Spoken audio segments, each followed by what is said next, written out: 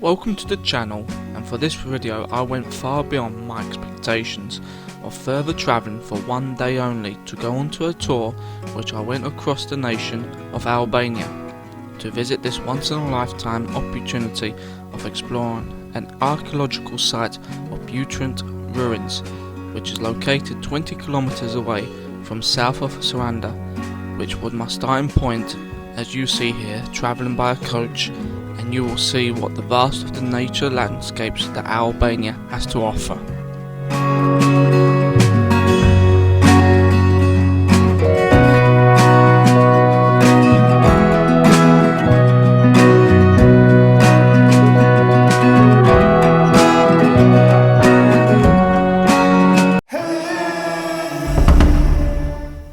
So here we arrived to one of the most ruined cities that dates back to ancient and medieval times.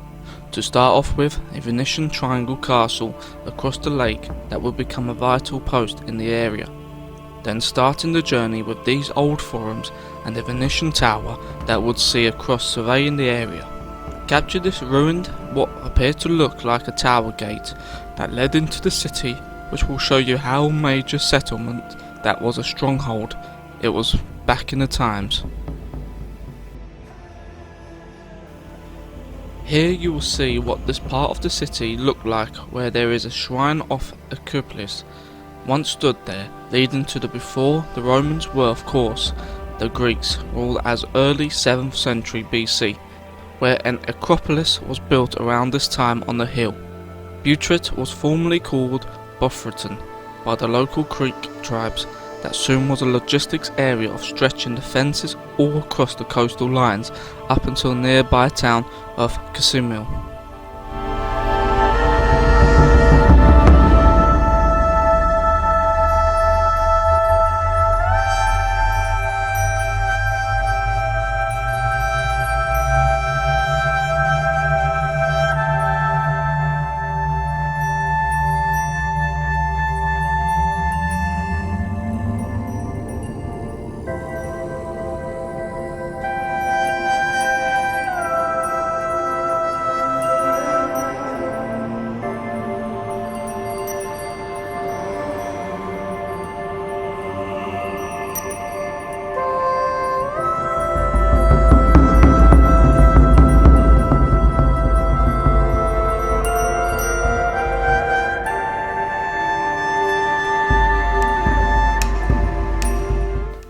This is now a pond full of species, like these turtles here, that's just having a great time enjoying the visitors that come along by.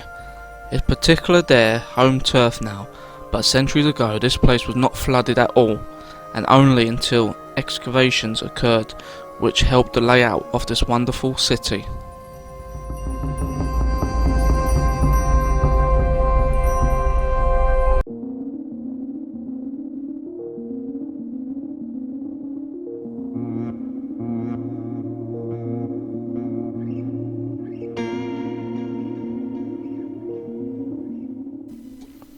The theatre was known for the impressive number of inscriptions carved on the stones. Most of them deal with manumissions and give a great amount of details on the city during the Hellenistic era.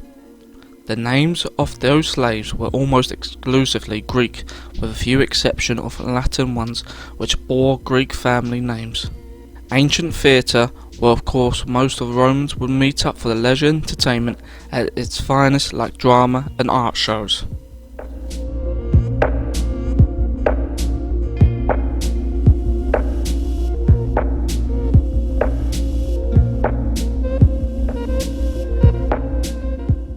Another example of Romans invention here, the bath section, where if I remind myself correctly that this was just an all males one here, and which had an exclusive of a sauna treatment in the same building, which is quite rare. I could be wrong though, so please don't go all C's on me.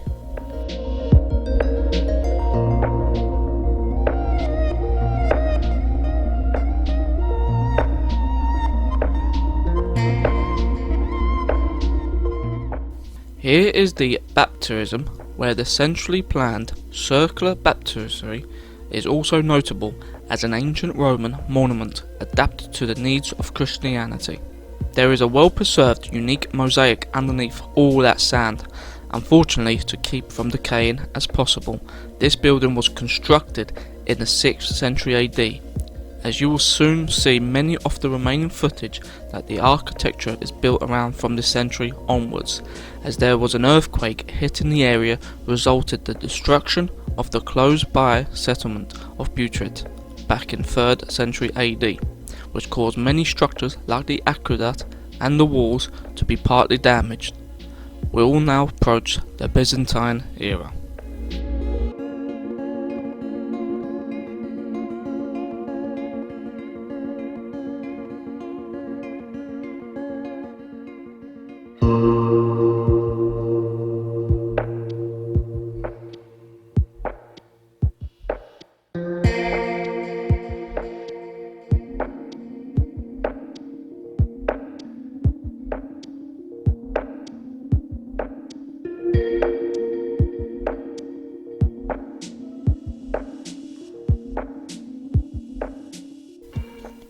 The Great Basilica here shows a true power of faith within the Christianity, and it just shows what the greatest architectural building there is.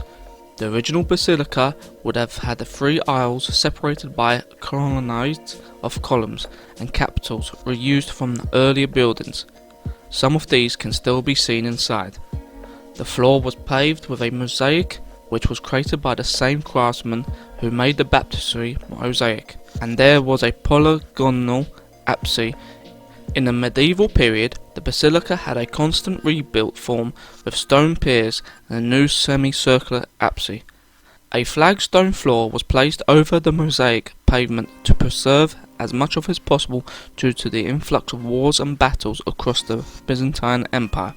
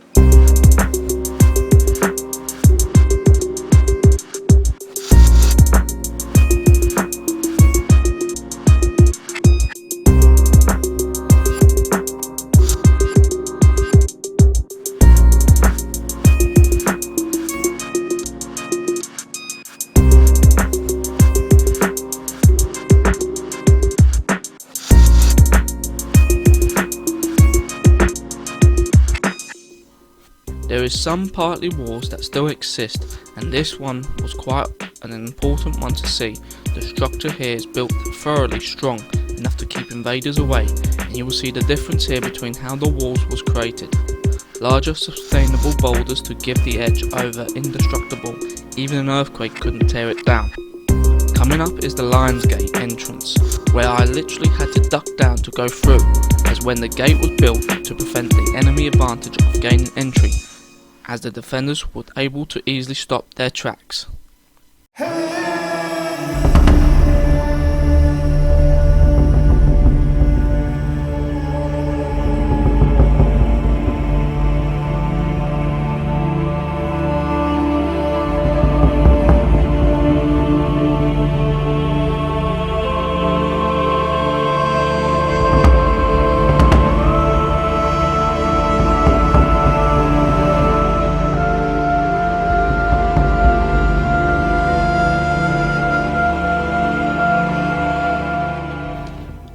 The Venetian castle of Acropolis you see here was built in 14th century when the Venetians purchased the land around Butrint from the Angevins in 1386.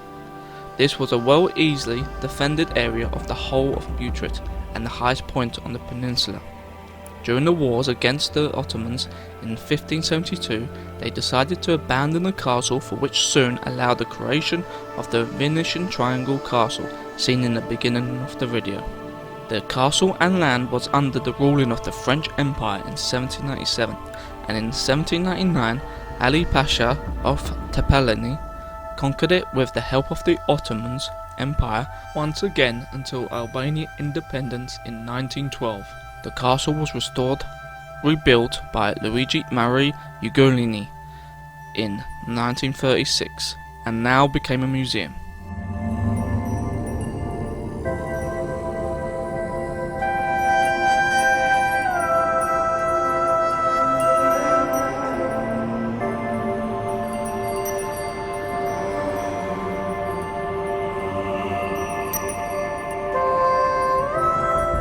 After about approximately 2 hours tour of Butrint Ruins, we headed back to Saranda town, but not before see one of the last view of the mountain landscapes of Albania. As well, this large lake in the middle of the whole national park, where our tour guide did say this is the largest of mussel feeding throughout Europe or the world.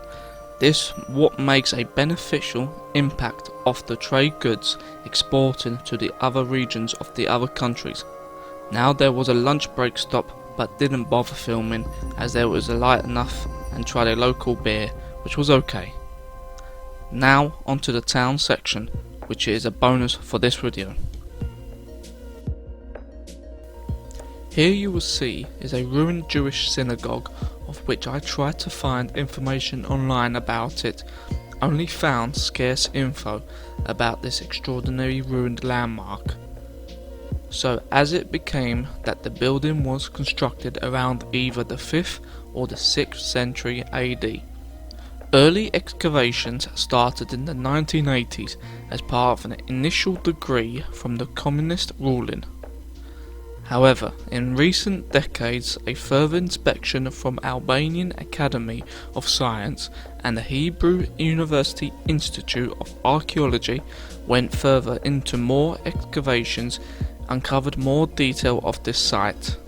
The archaeologist discovered that the synagogue went through certain periods of life, including converted into a church in its last stage of its life.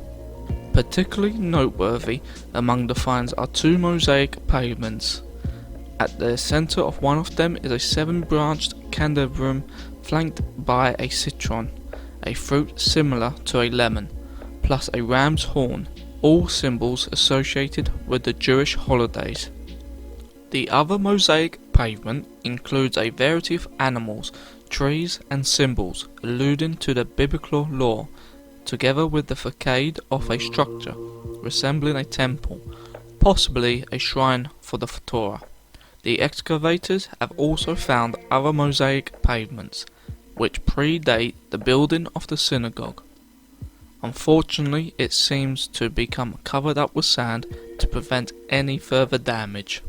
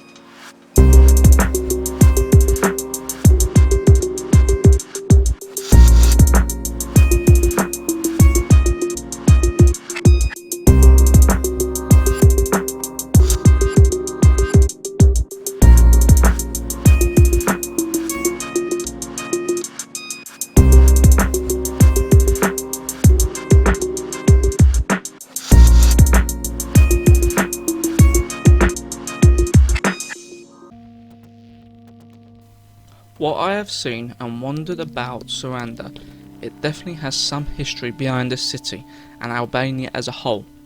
I only spent a merely 2.5 hours here to explore what I could possibly see.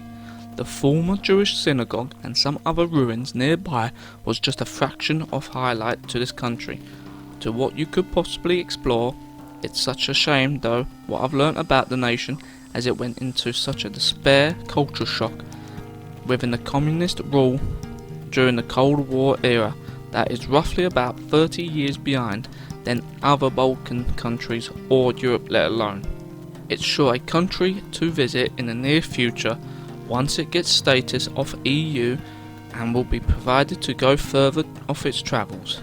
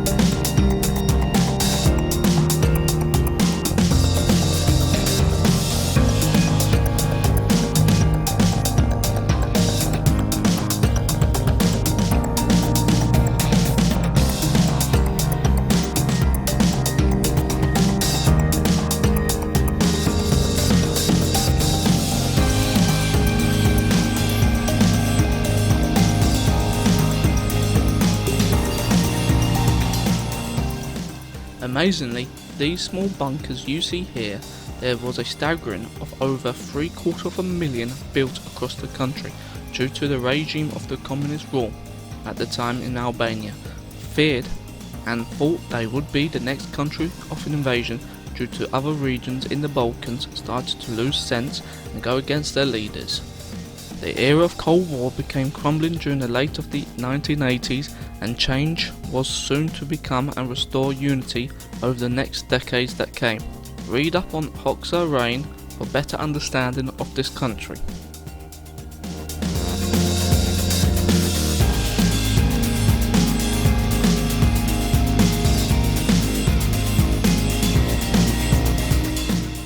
Our guide was super knowledgeable about our country and sites.